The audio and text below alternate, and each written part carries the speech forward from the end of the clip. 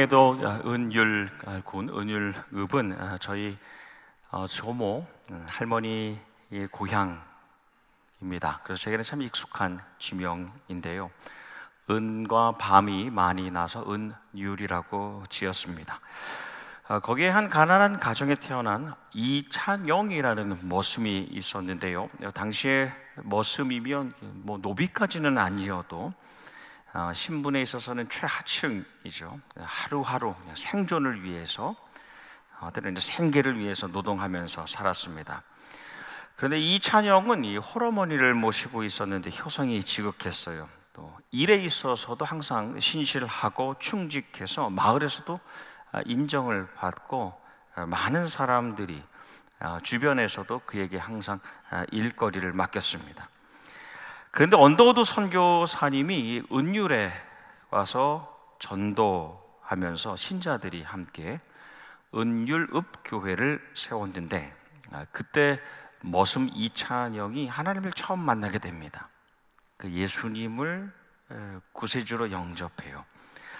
그 후에 그가 이 총각 집사로 교회를 섬기다가 결혼을 하고서는 이제 석유 장사를 했어요. 지게에 석유통을 이고 다니면서 석유를 판매하고 또 전도했습니다. 석유를 팔면서 예수님을 전했어요. 그 후로 사업이 늘어나면서 땅을 샀는데, 농사를 지으면서 옛날에 만석 부자라고 했죠. 만석이라고 하면 40kg 쌀이 36,000부대입니다. 그래서 거둘 수 있을 정도의 거부가 됐는데, 그가 내가 왜 부자가 됐는가? 두 가지 이유가 있다는 겁니다. 첫 번째, 새벽 기도와 두 번째, 11조. 새벽 기도와 11조 때문입니다 라고 늘 말하면서 봉헌하고 또 구제, 도와서 살리는 일을 했습니다.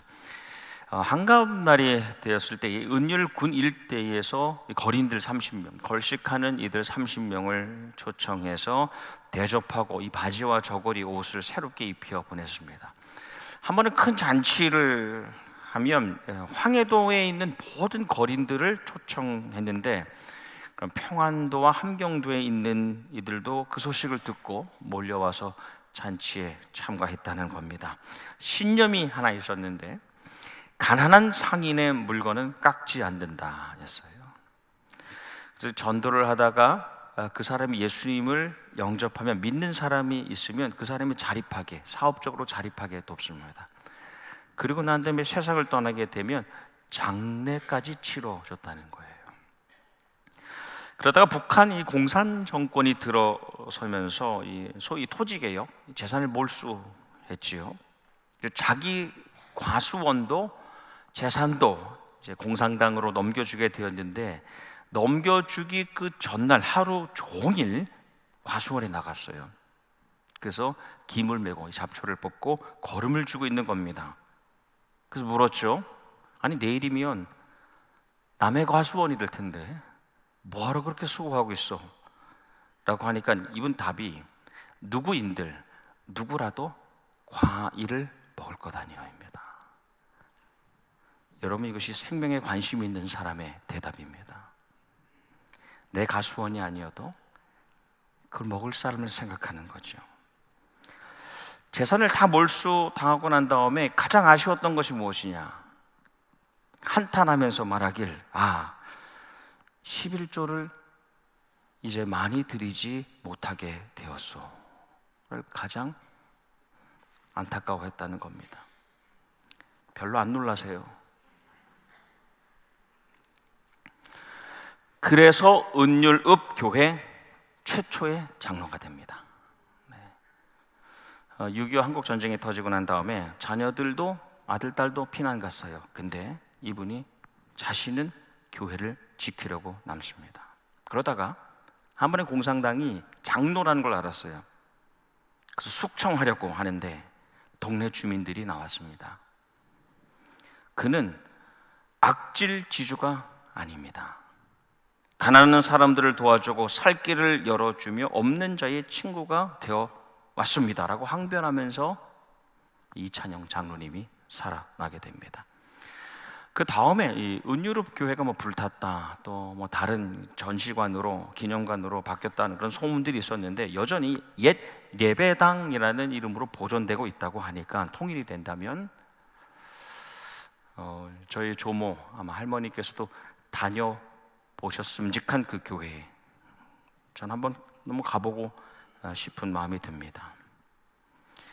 하나님의 교회는 이런 거대한 역사하심 가운데 살아왔습니다. 하나님의 교회 안에 있는 하나님의 사람은 살아남고 살아남아서 살아가고, 근데 살아감에 그치지 않고 항상 살려내는 사람으로 살았습니다. 그게 교인입니다. 이스라엘 백성이 애굽에서 노예로 살 때 그들의 생활이 자유롭지 못했죠. 노역에 매여 있었습니다. 그러니까 항상 이 생존의 문제를 놓고 씨름하면서 고통하면서 부르짖습니다. 하나님께서 그걸 들어주시죠. 그래서 이스라엘 백성들이 애굽에서 나와서 광야로 나아가서 살 때는 이제 생계를 놓고 고민하며 살아갑니다. 그런데 그들의 생활은 항상 이 만나와 메추라기, 일용한 양식을 기다리면서 이 하루하루 생계를 이어가는 삶이었죠. 하지만 그 이스라엘 백성들이 이제 애굽을 떠나서 광야를 지나서 가나안에 들어갈 때에 그들의 생활은 이 생존과 생계를 넘어서 이 하루치의 양식에 매이지 않는 삶이었어요. 왜냐? 잉여 재산이 있었어요. 잉여 생산이 있었습니다. 뭐 만들어 놓으면 이 비축할 수 있었어요. 저장이 가능했던 거죠. 그러니까 사유재산 다 우리 것이 아니라 내 것이 생기게 되었습니다. 여러분, 하나님께서 이 과정을 통하여서 하나님의 사람들의 삶을 보여주시는 겁니다. 자기만 살아남기 생존해서 스스로 살아가기, 생계를 넘어서 마지막에 그 마침내 다른 사람들을 살려내기로 이끌어 가시는 겁니다. 이게 율법의 내용이에요. 율법은 이 백성들이 가나안에 들어가서 그들이 내 것이라고 말할 수 있는 것이 생겼을 때 어떻게 살아가야 되느냐를 알려주시는 겁니다. 하나님을 사랑하고 내 이웃을 사랑하는 겁니다. 이 솔로몬의 인류 역사의 수많은 제국과 왕국과 국가 가운데 지도자들 중에서 특별히 두 가지 면에서 최고의 탁월한 월등함을 보여주지 않습니까? 재산과 지혜입니다. 지혜와 재산이 있어서 최고였어요.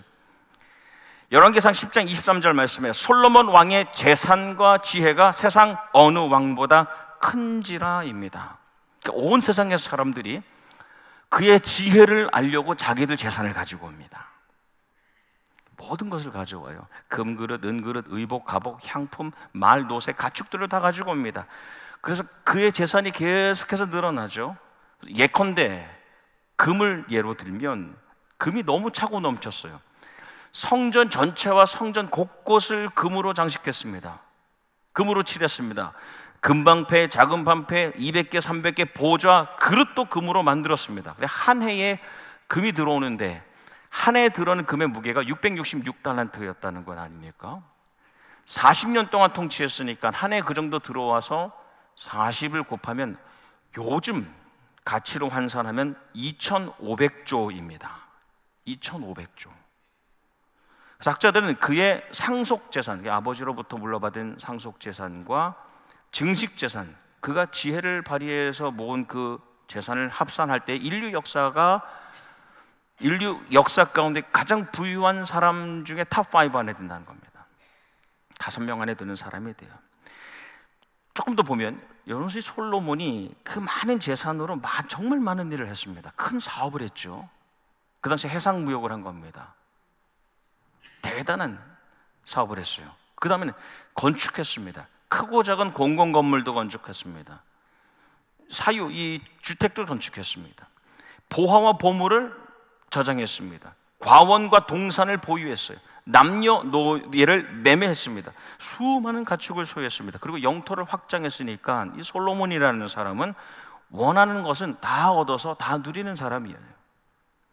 근데 여기에서 여러분, 우리 현대인들도 크게 다르지 않죠. 이 시대 살아가는 사람들이 원하는 것이 좋은 기업, 대기업을 운영하기 원합니다. 그걸 최고로 생각해요. 수많은 부동산과 동산을 보유하길 원해요. 또 많은 종업원들을 고용하길 원합니다. 수익을 창출하는 것. 그 후에도 노후가 보장되길 원합니다. 은퇴 후에도. 성공과 번영을 꿈꿔요. 그런데 솔로몬이 지배자가 아니라 지혜자가 되어서 재산보다도 그 지혜의 가치, 하나님을 경외하는 것의 그 최고의 존귀함, 그 진리를 깨닫고 난 다음에 쓴 것이 잠언 말씀이잖아요. 이 잠언 말씀은 그 재물이 내 삶의 목적이 될 때의 허망함, 위태함을 알려줍니다. 동시에 그 물질을 인생의 목적이 되시는 하나님을 위해서 우리가 어떻게 써야 될지를 알려주시는 말씀이 잠언입니다. 잠언 말씀을 보면 돈에 대한 이야기가 참 많아요. 특별히 오늘 잠언 11장 후반 말씀은 이 재산을 어떻게 할 수 있는가, 구제, 도와서 살려내는 것에 대한 말씀이 나옵니다. 오늘 2절 말씀 가운데 24절 말씀, 흩어 구제하여도 더욱 부하게 되는 일이 있나니입니다. 우리가 잘 알려진 말씀이죠. 흩어 구제하여도, 파사르 말입니다. 흩어 구제한다는 것은 사방에 뿌리는 거예요. 오히려 선택하지 않고요, 주변에 있는 것을 향해서 아낌없이 나눠주는 겁니다. 그러니까 수많은 이들과 나누며 살 때에 그 다음 말씀이 더욱 부하게 되는 일이 있나니, 야샤프라는 겁니다. 증가하고 초과해버리는 겁니다. 결국 최대한 많은 이들과 주변과 나눌 때 그 결과는 예상하지 못했던 생장과 증대가 풍요가 되었다는 고백입니다. 솔로몬의 경험의 고백이죠. 이어질 말씀에 과도의 아껴도 가난하게 될 뿐이니라. 이 구절이 참 도전이 됩니다.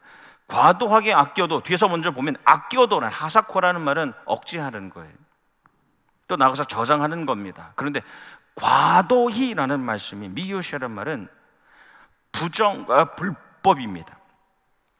하나님 앞에서 자기의 재물에 인색하여서 저장하고 축적하는 것이 부정이고 불법이라는 말씀이에요.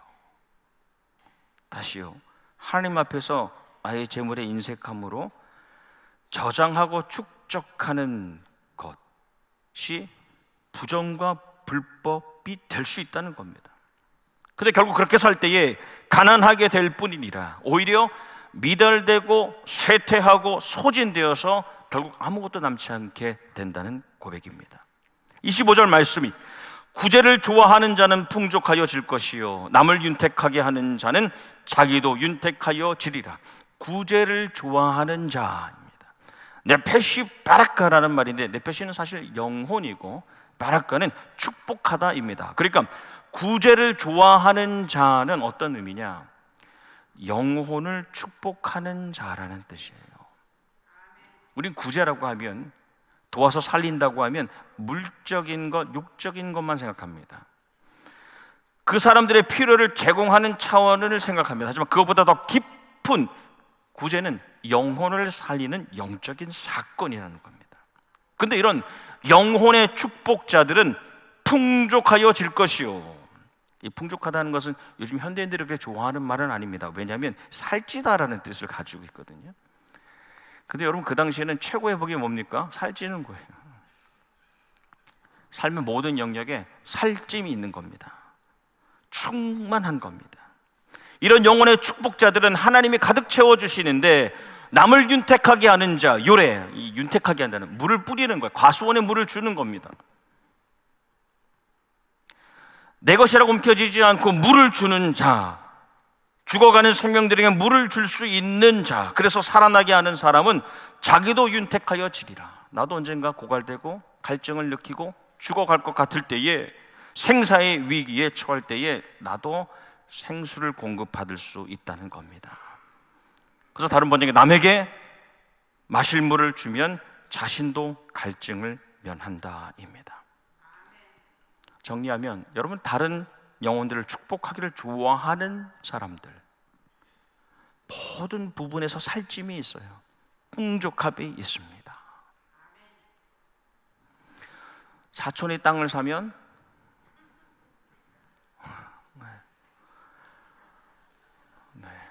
축복해줘야죠. 하나님이 그 땅에 하나님의 영광을 위해서 쓰임받게 해주십시오. 그 사람의 삶이, 우리 친척의 삶이, 가족의 삶이 재물에 함몰되지 않게 하여 주십시오. 더 많이 부어주시고 더 많이 쓰임받게 해주십시오. 축복할 때에 내 삶의 모든 영역이 충만하게 채워지는 겁니다. 다른 이들을 충분히 마시게 하는 이가 자신도 충만히 넘치도록 마시게 된다는 하나님의 약속의 말씀입니다. 여러분이 이민 1세, 특별히 어르신들은 요약하면 생존, 살아남기를 위해서 지내온 세월입니다. 그렇죠? 낯설고 물설고 만사라는 곳에서 어떻게 살아날 수 있을까? 근데 그 다음 세대는 자립을 위해서 스스로 살아가기 위해서 자기 생계를 위해서 지내온 시간이라고 할 수 있죠. 그럼 우리 다음 세대, 그 다음 세대는 이전 세대가 생존과 생계를 넘어서 우리에게 물려준 그 유산, 그 재물에 그냥 묻혀서 살다가 그 운명을 맞이하는 세대가 아닌 겁니다. 그러면 안 된다는 겁니다. 오직 만유의 모든 만물의 주인이 되신, 주제 되신 주님을 경외하는 지혜로 생명을, 영혼을 살리는 영적인 사건, 영적인 사역의 그 유산을, 그 재물을 선용해야 하는 것이 우리의 다음 세대입니다. 그래서 우리 다음 세대는 다시 생존으로 돌아가면 안 됩니다. 생계로 돌아가면 안 됩니다. 우리는 이민 생활의 생존과 생계, 이 자립다움의 번영에만 머물 수는 없습니다. 생명을 살리는 사명을 감당해야 돼요. 그래서 우리 다음 세대는 우리가 소망하기는 우리가 지금까지 해온 것보다 더 위대한 사역들을, 더 활성화된 사역들을 감당하기를 우리가 기대하면서 축복하는 겁니다. 우리가 전성기를 누린 것이 아니라 우리는 사실 살아남으려고 했었고 살아가려고 했었지만 정말 살려내는 일들은 너희들이 하고 너희들 때에 이전보다 더 큰 그 영화를 하나님께 올려드리기를 바란다는 축복입니다. 누가복음 12장 말씀에 한가운데 보면 예수님의 비유가 나옵니다. 어리석은 부자 비유입니다. 이 비유는 복잡하지 않아요. 명쾌합니다. 이 말씀은 아주 깔끔한 영적 가르침입니다. 이야기의 시작은 이렇죠. 한 사람이 예수님을 찾아왔어요. 선생님, 제 형제에게, 아마도 형이었던 것 같아요, 제 형에게 그 유산을 저랑도 조금 나누라고 해주십시오 입니다. 반강제로 요청하는 거죠. 그래서 선생님이 저 형한테 좀 얘기하면 그 부모님 유산을 좀 나눌 수 있지 않겠습니까? 예수님의 답이 그에게, 이 사람아, 누가 나를 너희 재판관이나 분배인으로 세웠느냐? 예수님을 자기의 유익을 위해서 사용하는 거잖아요. 그리고 무리에게 이렇게 말씀하십니다. 너희는 조심해라. 너희 조심해라. 탐욕을 멀리해라. 재산이 아무리 많아도 거기에 너희 생명이 달려있지 않다입니다. 메시지 성경으로 보면 그 소유가, 너가 가지고 있는 그 소유가 너의 삶을 규정하지 않는다입니다. 소유가 생명을 좌우할 수 없다는 것. 그리고 시작되는 비유예요. 한 부자가 많은 소출을 올리죠. 연간 수익이 많았던 거예요. 그 다음 해를 생각할 때 더 많은 소출, 기대 수익을 예상합니다. 요즘 현대인으로 보면 계좌를 더 늘린다던가 지분을 더 산다던가 하겠죠. 곡간과 창고를 확장하려고 고민하고 계획하고 있었어요. 그리고 이전에 내가 여기에서 수고하고 고생하고 그것을 했는 것을 회상하면서 노후를 구상하는 가운데 자기 영혼을 향해서 3가지의 미래 비전을 선포합니다. 3가지. 첫 번째 비전, 쉬자. Take life easy입니다. 2번째 비전이 뭐냐? 먹고 마시자. Eat and drink. 3번째, and be merry. 좀 즐기자. 하나님께서 그를 사랑하셨어요. 그래서 그게 나타나시죠. 말씀하시길, 어리석은 자여, 오늘 밤에 내 영혼을 도로 찾으리니 그러면 내 준비한 것이 누구의 것이 되겠느냐? 하시고 이 전체 말씀의 예수님 결론 말씀이 자기를 위해 재물을 쌓아두고 하나님께 부여하지 못한 자가 이와 같으니라 입니다. 동일 구절을 메시지 성경은 너희 창고를 하나님이 아니라 너희 자아로 채우면 바로 이렇게 된다입니다. 여러분, 우리가 세상에서 누리는 좋은 것들이 있습니다. 부귀와 영화, 이거 누리는 것이 잘못이다라고 말하는 것이 아니지요. 나쁜 것이라고 하는 것이 아닙니다.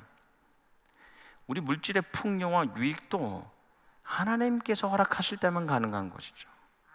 물질을 통해서 누리는 행복감이 있어요. 그것도 하나님만이 주시는 것이에요. 그런데 우리는 마치 그것이 내 손 안에서, 우리 손 안에서 영구적으로 머물 것이라고 착각하고 영원히 그것을 가두려고, 그것을 가두고 살려고 합니다. 그렇잖아요. 우리가 오히려 의심하지 않아요. 내가 지금 가지고 있는 것이 내일도 내 것으로 남아있겠구나라고.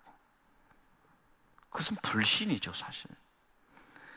하지만 그것을 주신 그 목적은 내가 우리끼리 쉬고 먹고 즐기기, 내가 만든 세 가지 비전, 쉬고 먹고 즐기기 위한 것이 아니라 궁극적으로 이 땅의 생명을, 영혼을 구제하고 도와서 살리고 그 구제 사역을 위하여 세우신 가정과 교회 공동체를 세워가고, 가정과 교회 공동체를 세움으로 이 땅을 죄악의 땅이 아닌 하나님의 나라로 변혁시켜 살게 하시려는 목적 안에서 우리에게 잠깐 맡기신 거잖아요.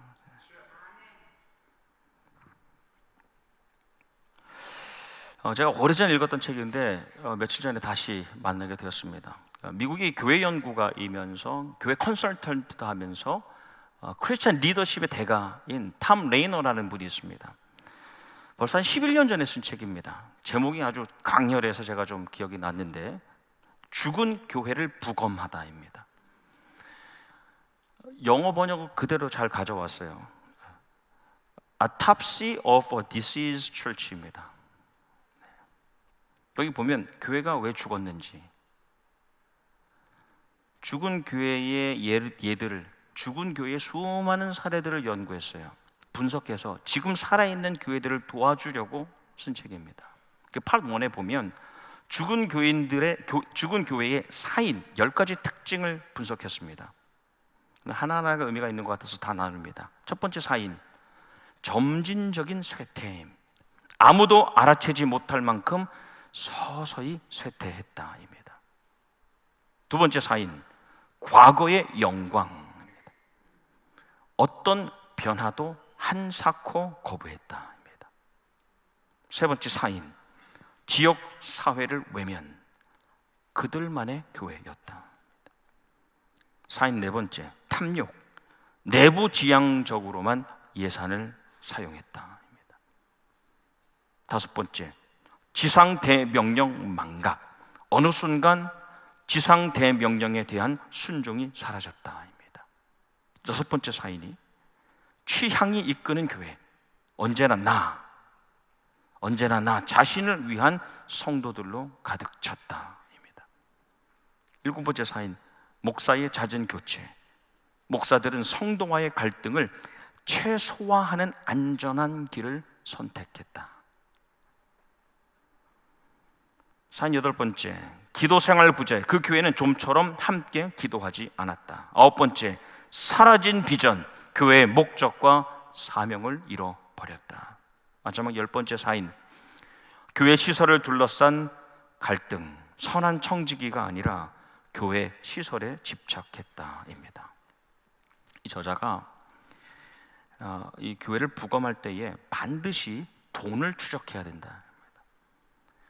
돈이 가는 곳에 마음이 간다는 거예요. 교회 재정이 사용되는 곳에 교인들의 마음이 가 있다고 하는 겁니다. 그래서 그 재정이 이웃의 생명을, 그 영혼을 살리는 사역보다도 교인들을 편하게 하는 데에 주로 사용된다면 아무리 재산이 많고 파산하지 않아도 죽더라입니다. 말씀을 맺습니다. 우리 가정과 교회 공동체가 스스로 부요하다고 여기지 않기를 소망합니다. 우리가 부요할 때는 오직 하나님을 향하여 하나님께서 맡기신 생명의 사역이 있어서 부요할 때만 우리 교회가 부요한 것입니다. 우리의 미래가, 특별히 우리 다음 세대가 우리의 과거로, 이전 세대로 돌아가서 생존과 씨름하고 생계를 놓고 고민하는 세대가 되지 않기를 원합니다. 오히려 더 적극적으로 생명을 살려내어서 가정과 교회를 살리는 그런 다음 세대가 되기를 주님의 이름으로 축복합니다. 우리에게 잠깐 맡기신 영적인, 육적인, 물적인 능력으로 한 생명이라도, 한 영혼이라도 살려 하나님의 사람으로 만들고 그렇게 하나님께 영광 돌리는 이 시대가 되기를 주님의 이름으로 축원합니다. 아멘. 기도하겠습니다. 주님, 우리로 살아남게 하시고 살아가게 하시고 이제는 다른 생명을 살려내는 자로 불러주시니 감사합니다. 솔로몬의 재물도 또 부자의 창고도 오직 주님의 나라와 생명 사역을 위해 주신 것임을 깨달아 우리와 우리 가정, 우리 교회가 스스로 부요하다 하지 않고 하나님께 부요한, 하나님의 나라와 생명 사역에 부요한 공동체로 세워지게 하여 주시옵소서. 예수님 이름 받들어 기도하옵나이다. 아멘.